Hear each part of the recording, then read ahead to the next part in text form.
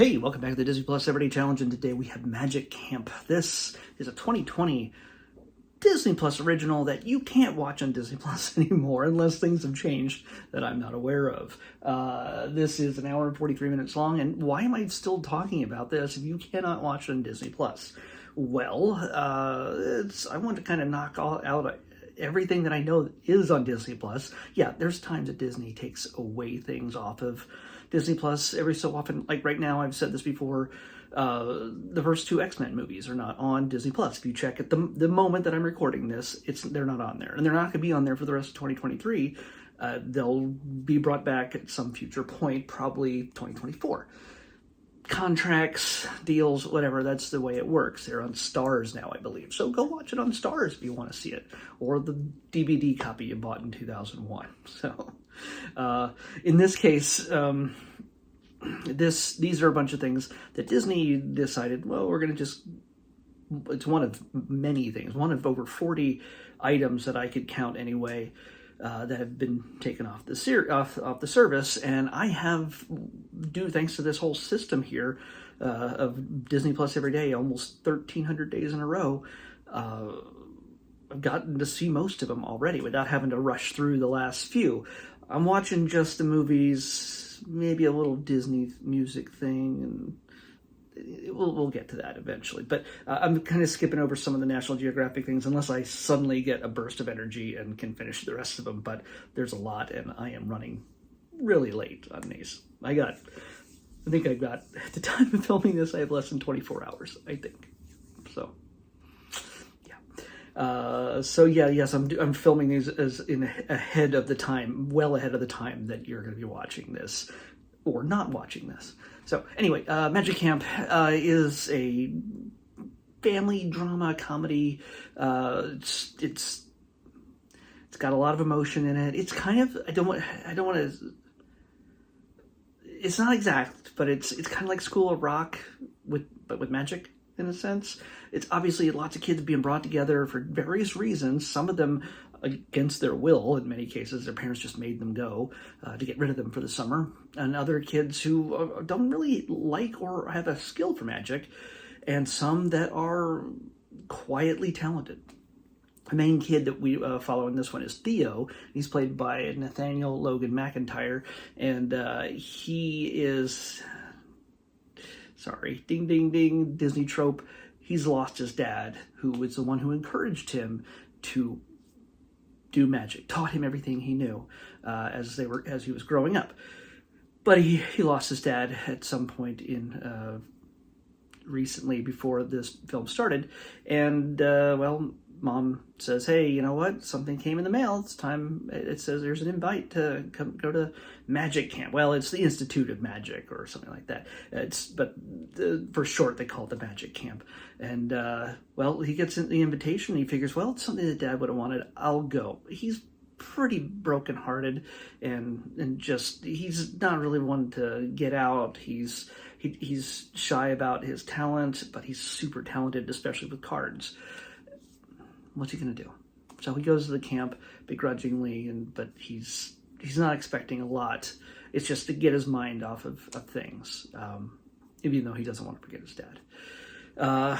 Concurrently with this, there's also a storyline that features a cabbie in Las Vegas, played by Adam Devine, who you might know from Workaholics and Pitch Perfect and a few other things that he's done over the last few years. Righteous Gemstones on HBO, or Max now, whatever that is. So, Righteous Gemstones. That is definitely not a show that will ever appear on Disney Plus. I can promise you that, even if they buy out.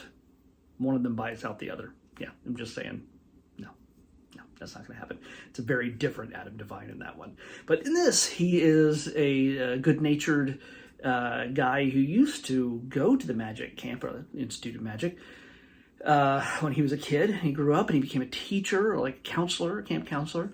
But for the most part, he's gotten out of the magic game, and he's kind of bitter when it comes to certain things because of his former partner, played by Jillian Jacobs, who you might recognize from Community, and she's done a bunch of other things. I'm not going to go through the list right now, but she is a an old friend of his who is blowing up big on the Las Vegas Strip. She has got a residency at Caesar's Palace, and it's, you know, their paths separated.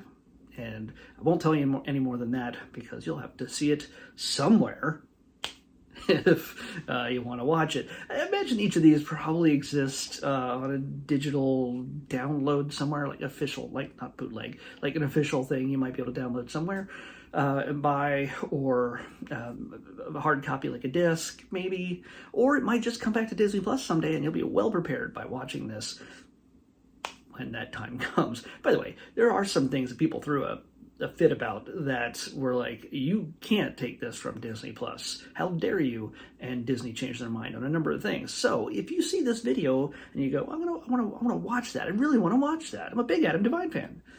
I'm a big Jillian Jacobs fan. I'm a big Jeffrey Tambor fan. He's the one who runs the magic school, the magic camp. Magic school. Still looks like a school. But if you want to see these things, tell Disney. Tell Disney. I mean, they can ignore you. That's totally fine. But if there's enough of a precedent, if there's enough of people going, what are you doing, guys?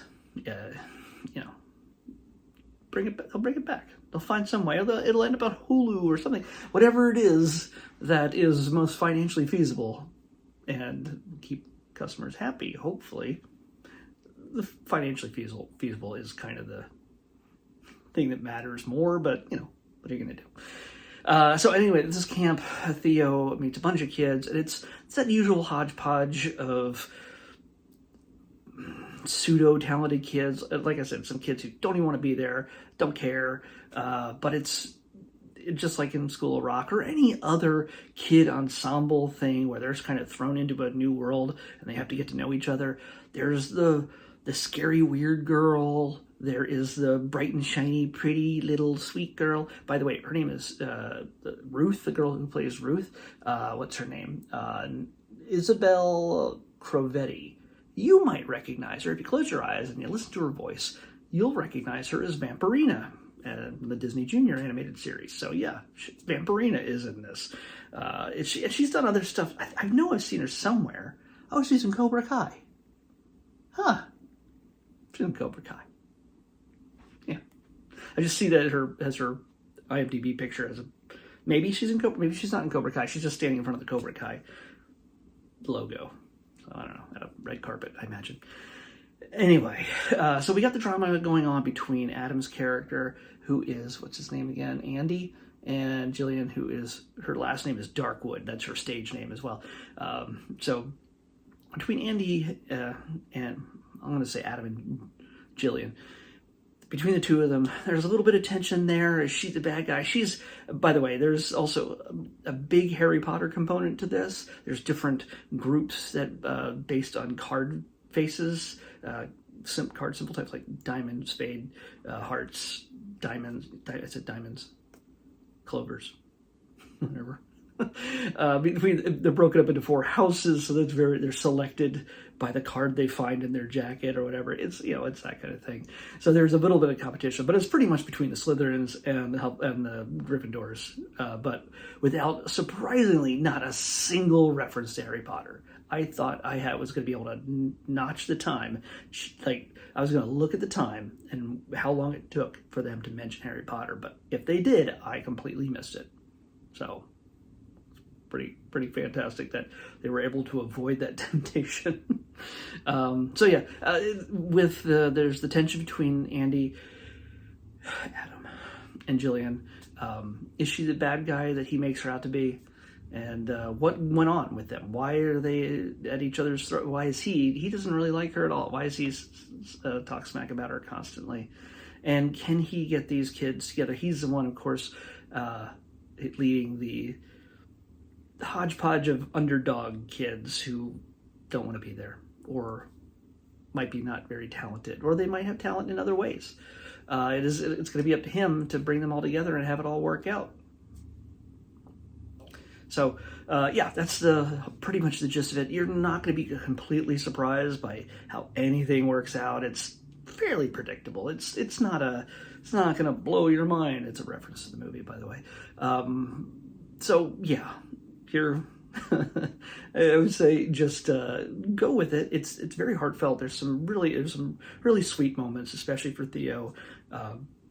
When dealing with his family and things like that, and also other characters that he comes that also a lot of it comes down to dealing with their families and their parents and different situations for other kids other than Theo. So there's a lot of little different things going on here. This is the kind of thing I would imagine it would have been a little bit more in depth, and they could have probably done a lot more with a short 6 to 8 episode Disney Plus series, maybe. But at the same time, I think this would have probably been a movie that would have been in theaters had COVID not happened, and it would have had a modest box office, sort of. I don't know. It all depends. It all depends. And I did mention Jeffrey Tambor before. You recognize him from Arrested Development and a billion other things. He's been doing TV shows and movies forever. He is pretty hilarious. He is the eccentric headmaster of the school. And there is a lot of course, magic tricks through this. A lot of it is, I don't want to say impossible. Some of it is just camera trick magic that makes things look cool. And some of it is actual, real, practical, magic, card tricks, close-up magic, things like that actually does exist. I don't know if the kids actually learned how to do it or not, but I think a number of the tricks were actual tricks. Not just, we made a dove appear out of nowhere, turn into a rabbit. So yeah, there's some actual magic that people can use, illusions that people can learn. So it makes for an interesting watch. It's again, like I said, it's not going to blow your mind. It's not going to change your life, but I think it's a good diversion if you could watch it on Disney Plus. So I'm going to finish right now and tell you what we're going to watch tomorrow that you also cannot watch on Disney Plus now. This is just cruelty at this point, I'm sure. We're going to be watching The One and Only Ivan. It's a movie starring a lot of people. When I went through the list of names that are in this, there's a lot of people. Bryan Cranston is kind of the main guy with a gorilla in the promo art. But there's a bunch of people, but I'll get into that tomorrow. So, The One and Only Ivan, that's what we're watching next on the Disney Plus Everyday Challenge. I'll see you back here tomorrow with that.